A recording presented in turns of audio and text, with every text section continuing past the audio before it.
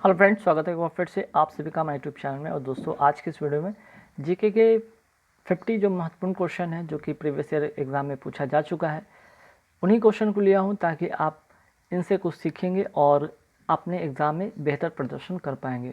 तो आइए शुरू करते हैं।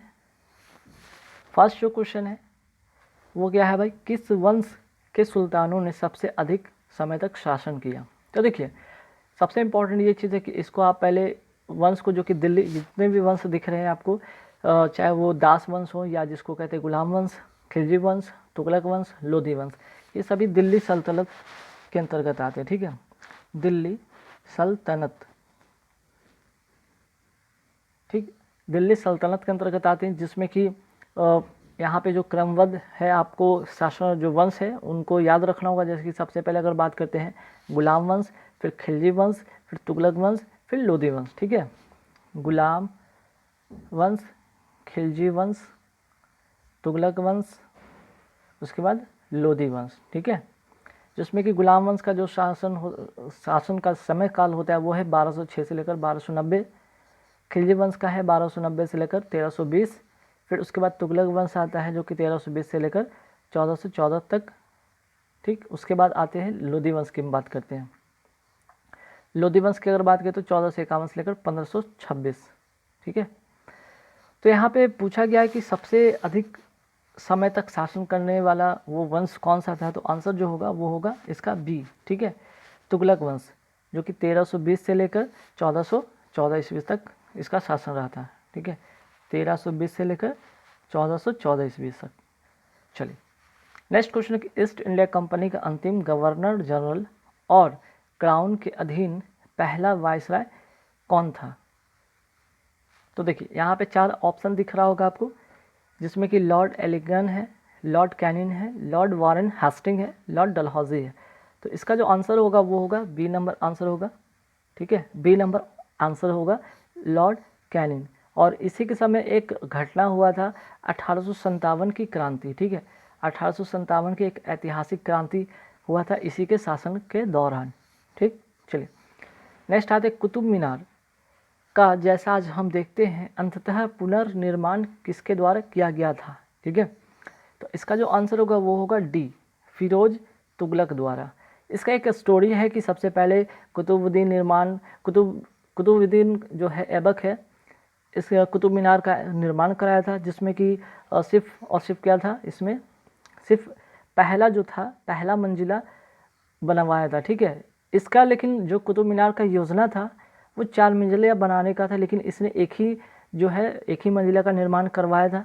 इसके बाद इसका जो शेष कार्य जो पूरा कराता है वो इल्तुतमिश इसका पूरा कराता है।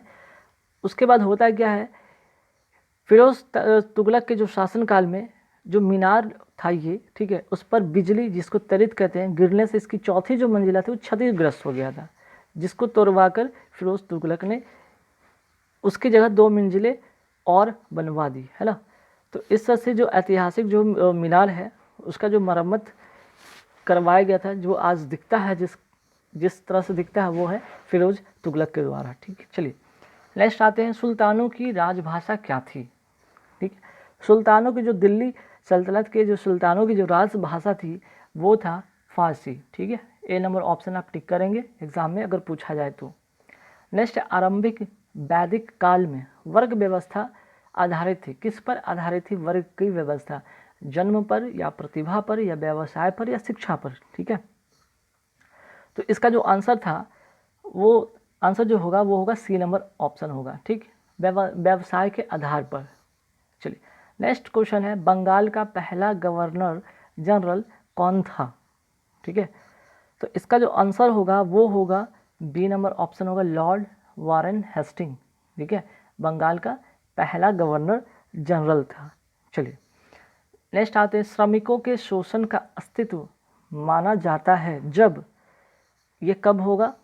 तो इसका जो आंसर होगा वो होगा बी नंबर आंसर होगा बी नंबर, मीन्स की मजदूरी जो होगा स्मॉलर देन सीमांत आय के उत्पाद के तुलना में। ठीक है, चलिए आगे सवाल पे आते हैं, देश में कौन से 3 वर्षों की अवधि को योजना अवकाश के रूप में मनाया गया था? ये काफ़ी बार पूछा गया क्वेश्चन है और अक्सर ये एग्ज़ाम में पूछ दिया जाता है।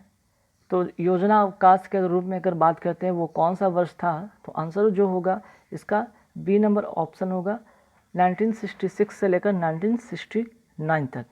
ठीक है, चलिए आगे सवाल पे बढ़ते हैं। बढ़ती हुई प्रति व्यक्ति आय एक बेहतर कल्याण की घोतक होगी यदि उसके साथ क्या होना चाहिए। ठीक है, आंसर जो होगा वो सी नंबर आंसर होगा इसका, गरीबों के पक्ष में परिवर्तित आय वितरण। ठीक है, चलिए नेक्स्ट क्या, स्वरूप से प्रत्यक्ष अप्रत्यक्ष कर होते हैं। अप्रत्यक्ष कर किसको कहते हैं भाई। ठीक है, तो आंसर जो होगा इसका वो होगा बी, क्रम हासमान। ठीक है, ये होगा क्रम हासमान। वेरी वेरी इंपॉर्टेंट क्वेश्चन है। और इकोनॉमिक्स की बात करें तो इकोनॉमिक्स से एक दो सवाल ऐसे जो आ जाते हैं जो कि वेरी वेरी इंपॉर्टेंट बन जाते हैं, तो जरूर इसे याद रखेंगे। नेक्स्ट है कि निम्न में से कौन सा एक वैकल्पिक धन का उदाहरण है। ठीक है, तो आंसर जो होगा वैकल्पिक जिसे कि कहते हैं उसको, उसका यहाँ पे 4 ऑप्शन दिख रहा है, जैसे करेंसी नोट है, चेक है, सिक्के हैं, तो उसमें से एक आंसर होगा इसका डी, बॉन्ड पेपर जिसको कहते हैं, बंध पत्र कहते हैं। ठीक है, डी नंबर इसका आंसर होगा। नेक्स्ट है फर्म में जो भुगतान बाहर वालों को उनकी वस्तुओं और सेवाओं के लिए करती है क्या कहलाती है। ठीक है, आंसर होगा इसका सी नंबर आंसर, सुस्पष्ट लागत। ठीक है, सुस्पष्ट लागत इसको कहते हैं। चलिए नेक्स्ट क्वेश्चन पे आते हैं।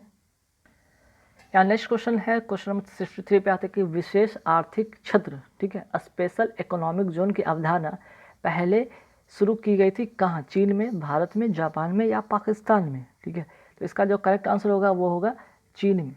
ठीक है, ए नंबर इसका आंसर होगा। पहले ये चीन में अवधारणा ये शुरू हुआ। अगर भारत की बात करते हो तो ये भारत में इसको अडॉप्ट किया गया 2000 ईस्वी से। ठीक है, 2000 की अगर बात करें तो 2000 में जो इसमें चीन में जो स्पेशल इकोनॉमिक जोन की अवधारणा थी उसकी प्रेरणा भारत भी इससे इस समय लिया था। ठीक है, अडॉप्ट किया था। चलिए आगे सवाल पे आते हैं। निम्न में से कौन सी अनुमेय प्राकृतिक आपदा है। ठीक है, इसकी प्राकृतिक आपदा के बारे में बात किया जा रहा है कि इनमें से कौन सा है। ठीक है, तो अगर बात करते हैं भूकंप हो गया, वावंडर हो गया, चक्रवात हो गया या प्रभंजन हो गया, तो जो इसका करेक्ट आंसर होगा वो होगा ए नंबर आंसर होगा। ठीक है, नेक्स्ट है जीव मंडल आरक्षित क्षेत्रों की पहली परियोजना स्कीम कौन सी थी।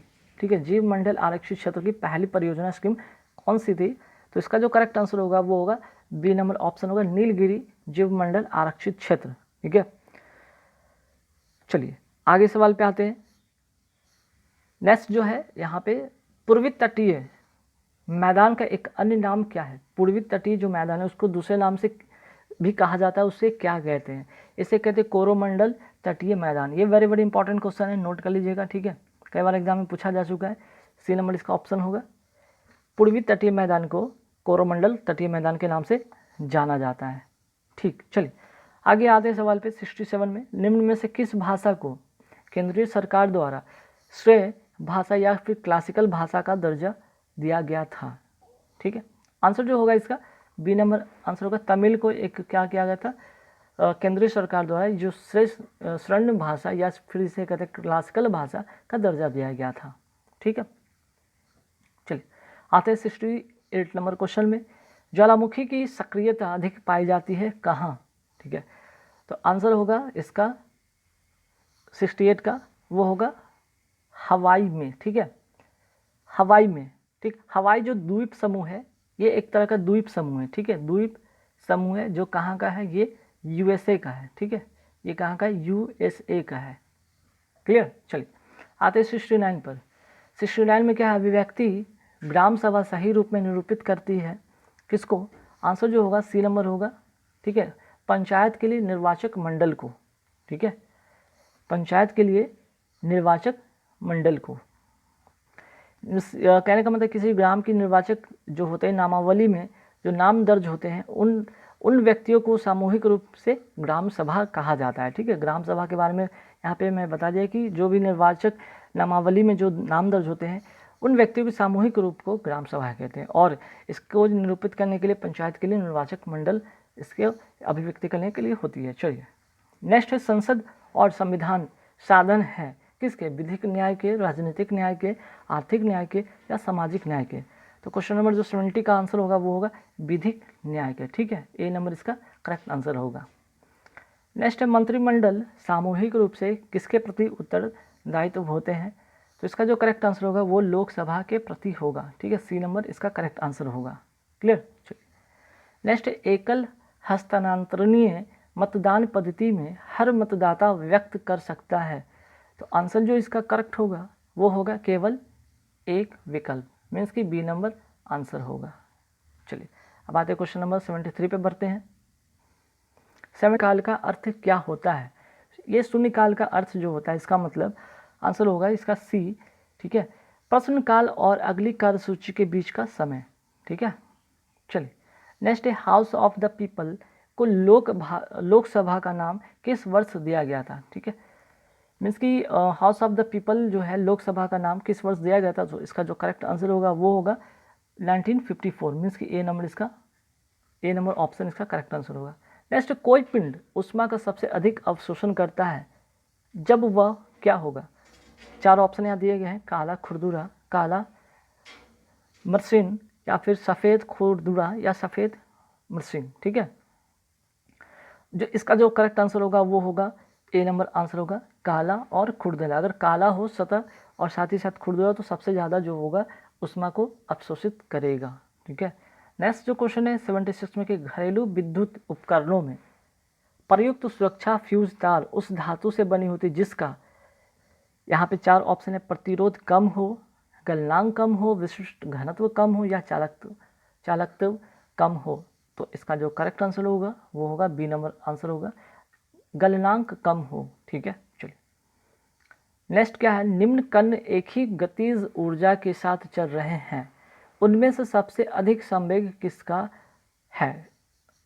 बहुत ही इंपॉर्टेंट क्वेश्चन है, इलेक्ट्रॉन का, प्रोटॉन का, न्यूट्रॉन का या अल्फा कण का। ठीक है, तो इसका जो करेक्ट आंसर होगा वो होगा अल्फा कण का। ठीक है, इसका डी नंबर ऑप्शन होगा। नेक्स्ट है, सोडा लाइम एक बोतल को गर्दन से पकड़ा गया है और ऊर्ध्वाधर वृत्त में तेजी से घुमाया गया है, बोतल के किस भाग के निकट बुलबुले एकत्र होंगे? वेरी वेरी इंपॉर्टेंट क्वेश्चन है। इसका जो आंसर होगा वो होगा सी नंबर होगा गर्दन के निकट। ठीक है, नेक्स्ट क्वेश्चन क्या है, कोशिका में निम्न में से कौन सी पाचन थैली कहलाती है? पाचन थैली का जो इसका आंसर होगा वो होगा लाइसोसोम। ठीक है, इसका डी नंबर इसका आंसर होगा। जिसे आत्महत्या की थैली भी कहा जाता है, ध्यान रखिए कई बार क्वेश्चन पूछा जाता है कि किसे आत्महत्या की थैली कहा जाता है, वो है लाइसोसोम। नेक्स्ट है, ऑस्टियोसाइट पाए जाते हैं, कहाँ पे पाए जाते हैं osteocyte? Very very important question है। ठीक है, बोन में, ब्लड में या फिर उपास्थि में या लसिका में? तो इसका जो करेक्ट आंसर होगा वो होगा ए नंबर ऑप्शन होगा बोन में। ठीक है, नेक्स्ट है, एलोसोम होते हैं क्या होते हैं? कोशिकांग होते हैं, पादप हार्मोन होते हैं, एलील होते हैं या लिंग गुणसूत्र होते हैं?